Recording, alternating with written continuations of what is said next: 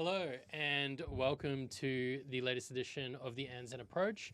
My name is Jason, CRO at Andzen, and today I'm joined by Rob Gibson, General Manager of APAC for Clearer. Correct, yep. And Steve, I completely can't remember your role. Partnerships Manager at Partner Manager's fine. Yeah, Partner Manager. Thanks, Fantastic. Cheers. Second time first, repeat Could guest. have given yourself a promotion there, by the way. Just whenever you wanted. Yeah. Head of international legend. Yeah. Checks. All of that is true. Yeah. And of course, Brendan Rawson, CEO of Andzen. Hey guys, How you doing? good to see you again. Back in the new studio that we've been trying out. It's fantastic. Keen to jump straight back into all things Clearer, right? Yeah, let's do it. Yeah, I think last time we caught up, we were talking a lot about Black Friday, that time of year. Obviously, Q4 is a major time of year all around the world for e-commerce. But while that, I think, was very tactical about that time of year, something that I'm interested to dig in a bit more on is both of you have a huge amount of experience in e-com. Rob, you've worked in e-com from Europe, the UK, to APAC markets, and had time in the US territories as well. Yeah. A consistent theme that we're seeing across the world is consolidation. Yeah. Particularly when it comes to tech spend. I think, those COVID days for merchants of just adding plugins in and seeing what works. There's a whole strategies around this now. So I think I'd love to start at a very high level of what are you guys seeing broadly in e-commerce when it comes to strategic approaches that merchants, the way they need to think about their tech and, how consolidation plays into that. Happy to, yeah. I think it's kind of it's a mix of right time, right place in a little bit. I think Steve and I, we were talking about this recently, weren't we? Where I think, the mission and value statements of Clearer and what we aim to deliver in terms of value, maybe that wouldn't have been the cut through in the COVID growth periods. 2020, 2021, lots of cash being made, lots of cash being spent, and it was growth at all costs. Budgets were being replenished by sales because we're all at home shopping online and things like that. But now, we're entering a different phase, 2026. We're looking at things from probably a more astute investment angle, generally in retail. And it's not like we have the same headwinds behind us now. So not to say that it's doom and gloom at all. We've still got massive optimism generally, and our customers do too.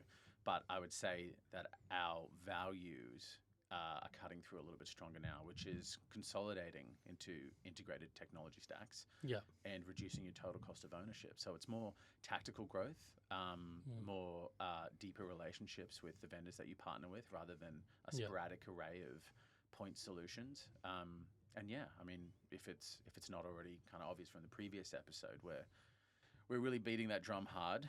We want businesses to do, more with, I can't say more with less, but more with more, so to speak. To get more value out of the places that they're putting their operational expenses rather than siloing them into different places. So, very topical. That's the problems we're solving for. I think when we speak to, the Andzens of the world as well and other agency partners, we know that it's coming up in conversations with, your merchants too, even in retainer models. So, we're enjoying the discourse, and we're here to kind of tackle it head on with merchants and try to bring them a little bit more value. Yeah. Just to add to that, I think merchants want products, whether it be across their CRM, across their reviews, across on-site personalization, that are easy to use, cost effective, right? Yeah. That the team can actually use, that integrates well across the board. Yeah. And probably a little bit outspoken, but some brands find themselves having lipstick on a pig, excuse the expression, but they've either inherited or recently bought some of these products that their teams don't know how to use. They can't get the most out of it, and it's really hard to find ROI based around some of these products. Steve's been running in beta. This is beta right now, right? So we're beta testing the phrase, but Steve's been drilling the talk track of take back control. Yeah. He really likes this. It sounds a bit too much Brexit. It's pretty aggressive. Taking Very control. Very Shopify on the rebels. We're taking back control. It's true though, right? Like a lot of these brands find themselves spending, $3, $4, $5, $6, $7, $8,000 a month across their marketing spend, and they're just like, well, I've got to be profitable somehow. And I think, part of the Clearer mission is helping brands take back control of what they're spending and really making sure they get the most out of the products that they use, which is, I think, Rob, selfishly a really nice conversation to have with these merchants as well. I think you raise a good point in that conversation about being able to do things yourself, because I think what we're seeing, certainly when we're talking to clients about problems that they need to solve and they're looking at tech solutions, I'm actually finding increasingly that when a merchant talks to a tech partner where they're saying, oh, we've got this full managed and you really need us to do the onboarding and we're going to do all this implementation, is almost becoming a bit of a red flag for merchants to say, well, if this takes some sort of highly specialized, highly skilled person on your end to make this tool work, how is my team going to be able to react when they need to do something quickly or test things or make the most of this tool when maybe the ongoing support from the tech platform is, a CS conversation once a month. Particularly with the speed of innovation now, right? Things are changing so fast. And AI seems to be baked into every product now. It's continuing to develop. So you've got to have a platform that's easy to use that people are going to be able to learn and continue to learn. I think I don't know if this is controversial, given, what's up, Klaviyo? I love Klaviyo, shareholder. But, I think the consolidation angle sometimes can be a narrative of big tech. It's like, do more, bring more in, let's keep it all in one place. And that's fine. We would probably mimic that in some respect, but I think we come at it from a different angle around the consolidation of costs, but still pushing best of breed with hyper integrated stacks, which is where the clearer value kind of set is. I think, it's really tough for someone to do everything amazing. And I think that we probably don't preach that. We have 6 core products that we really hero into. And I think that they're all contenders for, top spot, maybe top 3, and what we're pushing to. And that's great to be able to offer people that join the Clearer ecosystem that level of choice. But it's the optionality of being like, look, you can do it with other places. We still have integrations with lots of other different vendors and places too, so we don't want to hamstring any growth there. But if you want to have a single CSM and one conversation and reduce bills at the same time and have a more meaningful, deep conversation with a business around AOV, LTV, conversion rate optimization, it's pretty rare to get that. And your dollars need to work hard for you now because you're working hard. So I don't mind when we're put to the sword a bit by brands who, join the journey with multi-product commitment to Clearer. We have to unlock growth more efficiently for them. And that's what we're enjoying. And I'll just jump in. I definitely want to dig into the actual consolidation, the billing, the savings, and multi-product. But I think before we do that, before we get too salesy, let's talk about the actual benefits of the consolidated product, right? Yeah, so something that I'm interested, I think, product suite. Most of the merchants listening are probably interested in is you guys sit on that other side of the fence. If you were talking to a merchant and trying to give them advice when it comes to when they're shopping for this tech, right? When they're doing their own consideration of suites, what are some of the things, maybe the things that a merchant might not be aware of that could catch them out, or the questions that they should be asking when they're thinking, is this consolidation going to be a benefit or a loss? I think investment, we owe it to ourselves. I come from retail as well, and I've done vendor selection myself in the past as well, and it's an arduous process. Combing through the weeds is really difficult because there's a lot of stuff that's either on the tin that's not 100% accurate, to be completely honest, and we need to improve that generally within our ecosystem. And it's getting great. It's getting really, really good. So I would say that, we don't move. We know you need to move fast, but you need to move fast with the right advice. I would love to be the person that gives all the advice. But ultimately, I would say that even as Clearer, we would try to be consultants, but operate with a degree of bias. We would probably implore brands to talk with one another when they're looking through vendor selection and understand, the pitfalls and successes of certain things, where integration and consolidation has benefit another person in their space, but then the agency network is really strong. We work really tightly with Andzen, so I'm going to hero into that for a little bit. I think we had a marquee quarter last year in Q3 where we ran 47 product training and enablements at Clearer, just in APAC alone, or ANZ alone, right? To try and level up the ecosystem of agencies into what a suite that we offer could bring value-wise to merchants. So the knowledge is there. And if you are looking around and it's vendor selection time, turn inwardly, but don't also accept that as gospel too. Turn outwardly and talk to your cohort of merchants around you.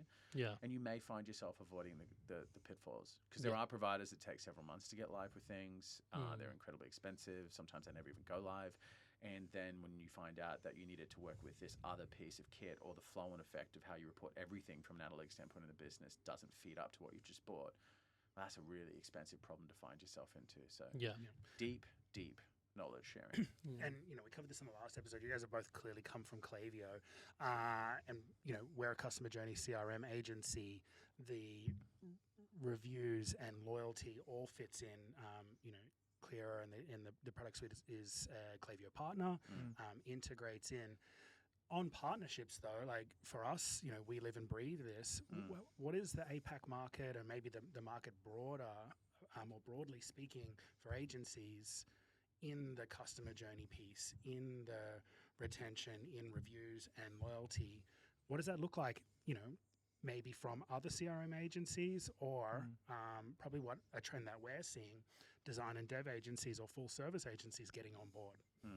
You want to take that one? Yeah, sure. I mean, I think when we were looking at the stats across Q3 and Q4, we found that we're selling nearly 2 products per deal now. So people are bundling under the Clearer suite, and we offer cascading discounts when people buy more products underneath our I think Clearer suite of products. So for those CRM agencies, that means that their clients are spending less money on the marketing tools that they're using month in, month out, which means that there's less strain on retainers. So we've had conversations, online retailer, Retail Fest this year, where we were going to a brand talking about kind of cost saving and bundling some products, and they've turned to us and said, cool, so I could save 50% in some cases of what I'm spending across a reviews, loyalty and on-site personalization platform, and reinvest that to buy a product maybe I've always wanted but couldn't afford, or stick it into ad spend, stick it into my retainer, right, and get more out of it. So like joining the dots here, then surely your performance agencies and your design and dev agencies are also a lot more engaged because they can actually use that additional spend, right?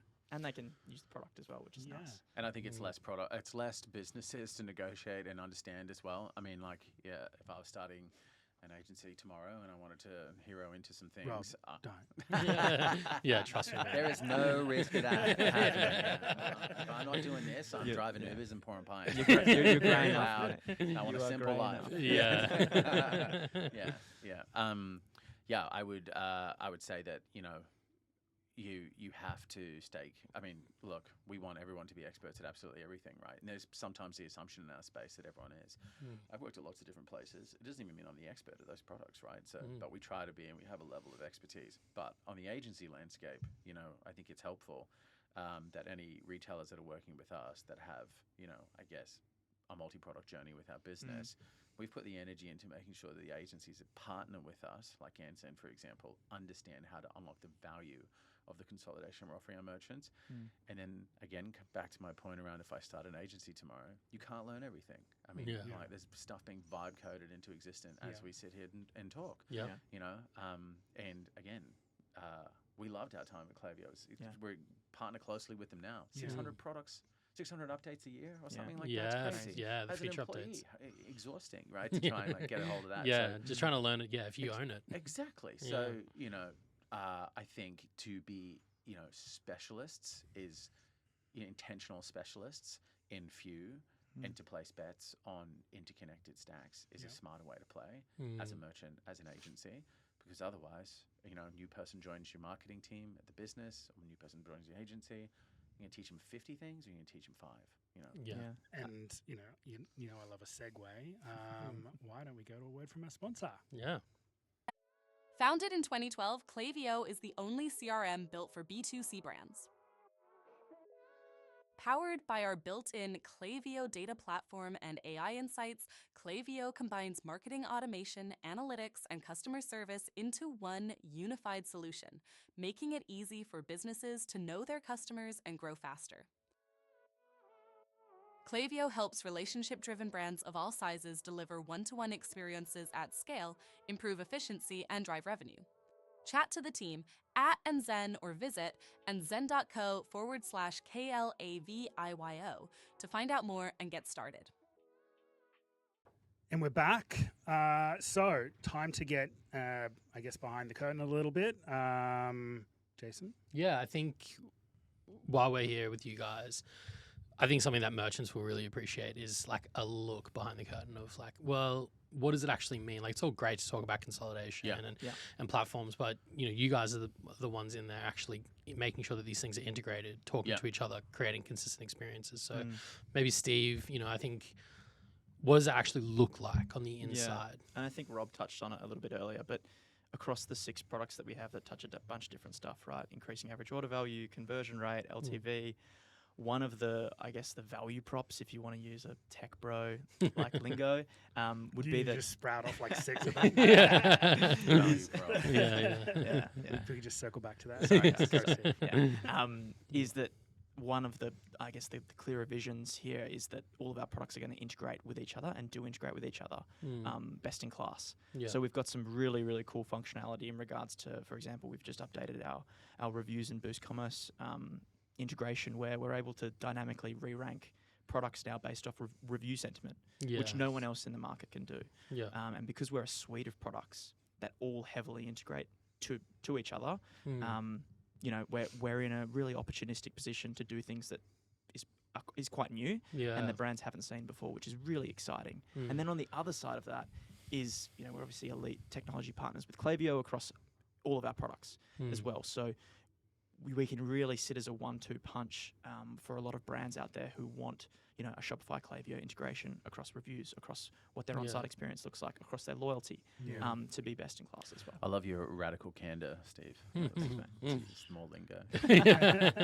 Behind the curtain, further behind the second curtain. Steve's talked about reviews and Boost, for example. I mean, Boost is my favorite product in our array. I love it. It's got depth.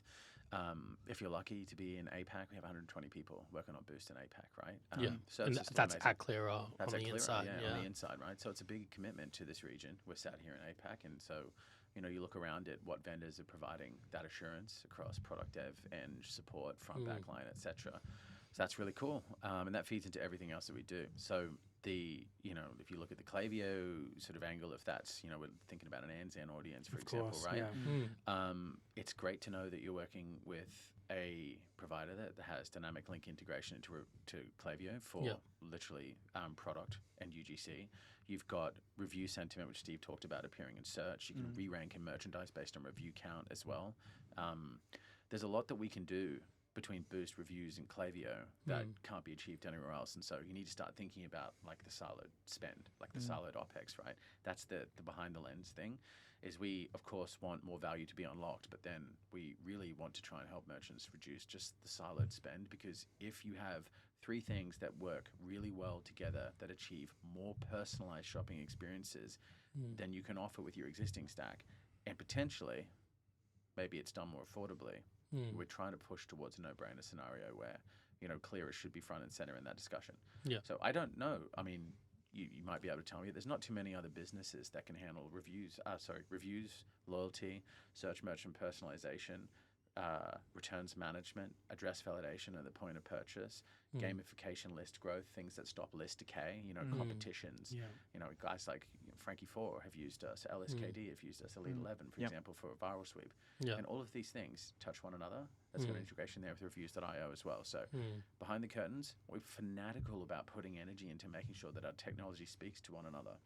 Because if it doesn't, the balloon is popped straight away, right? Like the narrative has to stack up to the commitment as a business. And now there's a third curtain, which is what we're building and what we're releasing, right? Like we want to put our money where our mouth is in terms of like optionality. There's point solutions that are highly integrated. We call them best of breed.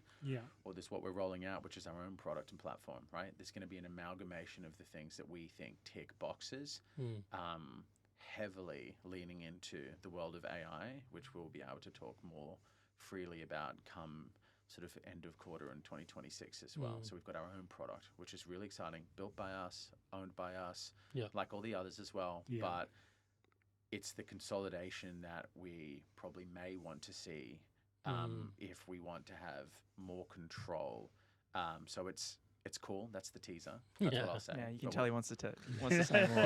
Itching. I'm thinking real hard about what I can and can't Yeah, say. well, we don't know exactly when this one's coming out, so we'll leave like it there. visualizing the NDAs that you've signed, trying to Just think cool stuff that you need to buy. Yeah. No, I'm kidding. Yeah. Well, I certainly touched it on the last episode, but from our side of things as well, AI is going crazy. I don't want to turn this into another AI podcast. I think every episode We could do manage to talk about AI, but it's really difficult, particularly in our industry right now, and on the tech side, just how deep AI is getting rolled in, and sure, it's ticking a whole lot of boxes for shareholders and private equity, but the reality is it's actually making things smarter and faster and more efficient. And from Jason and my perspective at our agency as well, how can we do things faster, and then what the tools that we build internally for reporting and efficiencies, audits, strategies, how can we integrate and partner with tech, who is also doing that and exposing great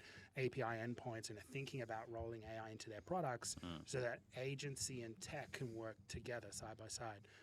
It's a really interesting time. Yeah, no, I feel like, in the late 90s, this exact conversation was happening on the radio about the internet, basically. And we're just doing it in a podcast and talking about AI, literally the modernist version of 20 years ago. Yeah. But yeah, I mean, then another point to what Brendan said is even us as an agency, we're getting questions from merchants to ask how we're using it and how we're being more efficient. And if a client is paying us for 50 hours a month, in 2025, how much more work are they going to get for that 50 hours in 2026 because we're using AI? And if we're not, that's a check against the name. That's a bad thing, right? And if these platforms are easy to use and the data analytics is easy to see, you might get prompts from a product like Boost saying, hey, a bunch of people are typing this search term in your website and nothing's getting pulled back. Maybe you start using some of that terminology in your email subject lines and things like that, right? And start to layer in a full circle, being able to take insights from there's a lot website, that's ported over. If you think about a brand and Barrels and what's coming out of Klaviyo, we can send a lot of data into Klaviyo through Boost already, which is fully embedded with AI. I mean, their own marketing agent that they have can read all of that, right? Correct, yeah. So there's a lot that you can do there, even failed search terms and things like that, to follow up really quickly. And I think I would implore every business to push you as hard as you're being pushed around where you need to be. I think going so from an AI too. standpoint, but Jason just kicked you underneath the table. No, I genuinely I'm on calls all the time and I get questions around, hey, can we get this summary? And if someone says, oh well, it'll take us some time, we'll have to go back and look at this, and they will say, well, can't you just export something, punch it into AI, and give me the summary? That's what they want from their teams too, right? There's deep AI, right? And then there's deep data and interrogation at fingertips and actionable insights that can be pulled out of it. And then there's what to do with the actionable insights. Yeah. So I love in Boost that, we have clients like Columbia, for example, that deployed and 30 days later increased the AOV by 100%. Yeah. 90% on the 10, 90% on the case study, but nearly 100%. And that was with AI powered bundles. I don't want to say set and forget, but you have a lot of data, you have a lot of traffic. There's a lot of things that AI can maneuver for you really quickly to try and make you money fast, and it's littered throughout our products. Yeah.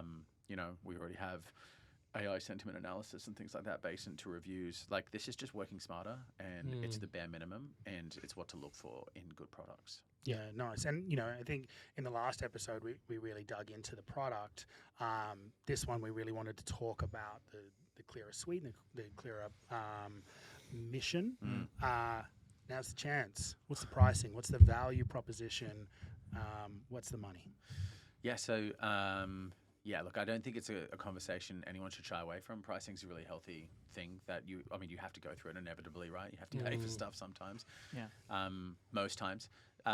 So look, we do encourage brands to take advantage of the fact that we bundle for their benefit. And that is the truth. So, they might have a single product pain point they're looking to solve, and then we discover we can add value in other places. At purchase, we can offer nearly 30%, 40%, depending on the amount of products they take within the suite, right? So if you buy, it's 10% cascading from that too on billables.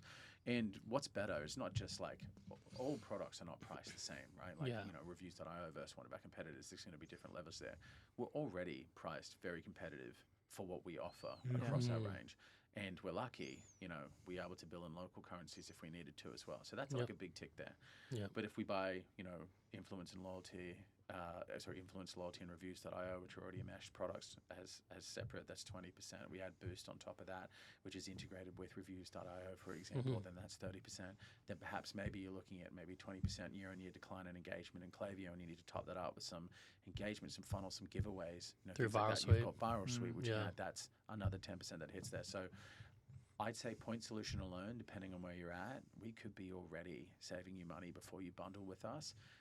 It's meaningful for us, right, to have a deeper, stronger multi-product relationship with people, because then we can talk to more value with you. You don't have to have 5 phone calls. You can have 1 phone call. It might be a little bit longer, but it's going to be more value packed into it. So we understand that there's give and take. The give for the merchant is more trust into us. And we honor that by doing a better consultative job, training agency networks, getting on the front foot there, putting a lot of energy in there. And the take is that, obviously there's more billables for us, but there's more discounts back in the direction of merchants. So we're all winning, and that's it. It's pretty simple. Outstanding.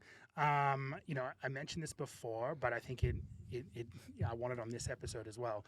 The Reviews.io team, the Clearer team broadly, fantastic. You guys in APAC, I know your North American counterparts. I know your European counterparts. I've been to music festivals with them. Like great people. Like you're all really great people. And, I spent a lot of time in Boston. You guys are wicked smart too. You would have met Seb at Boston as well. And Kian as well. So we love working with you guys. And, I think the feedback our CSM and our strategy team gets is from our merchants. They also really love your team working with you guys.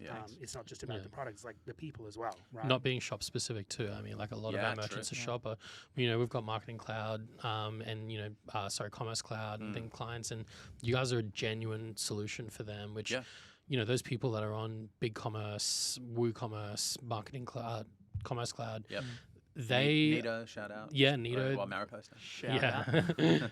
But a lot of those merchants, are locked out from this really well integrated suite that a shop merchant. So there's a huge benefit there. Yeah. Ubiquity. Yeah. I think on Brennan's point, just quickly as well. Go for it. Rob's the VP of partnerships globally in Australia. We've also got our COO and the co-founder of Reviews.io out in Manly and Sydney. So, we're an Aussie-founded business, pretty much.